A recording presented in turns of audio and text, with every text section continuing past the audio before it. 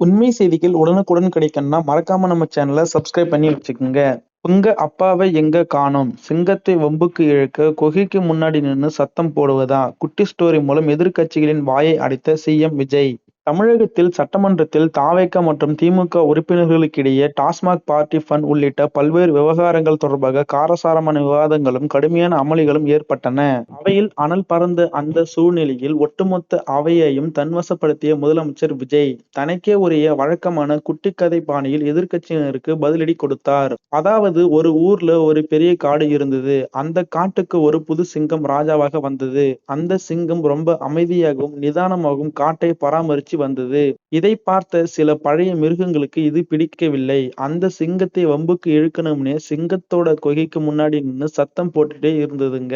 ஒரு நாள் ஒரு சின்ன விலங்கு அந்த சிங்கத்துக்கிட்ட வந்து, நீங்க ஏன் இவ்வளவு அமைதியா இருக்கீங்க? அவங்க உங்களை என்னென்னவோ பேசுறாங்க. நீங்க ஏன் திருப்பி அடிக்க மாட்டேங்கிறீங்க? அவங்களுக்கு பயந்துட்டீங்களா? அப்படின்னு கேட்டுச்சாம். அதுக்கு அந்த சிங்கம் சிரிச்சுக்கிட்டே, நான் அமைதியா இருக்கிறது பயத்துல இல்ல. என் பலம் என்னன்னு எனக்கு தெரியும். என்ன வம்புக்கு இழுக்கறாங்களே, அவங்க கிட்ட போய் கேளு.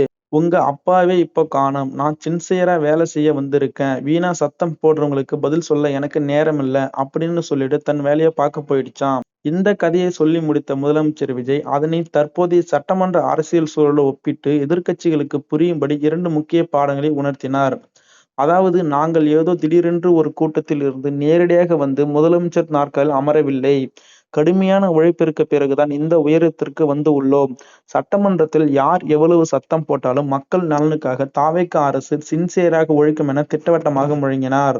தாவேகா அரசு எதிர்க்கட்சிகளின் வீணான சலசலப்புகளுக்கு உடனுக்குடன் பதில் தராமல் அமைதி காப்பது பயத்தினால் அல்ல, அது மக்கள் தங்களுக்கு வழங்கிய ஆட்சியை பொறுப்புடனும் நிதானத்துடனும் நடத்த வேண்டும் என்ற எண்ணத்தால் மட்டுமே என்பதை இந்த கதை மூலம் அழுத்தமாக தெரிவித்தார்.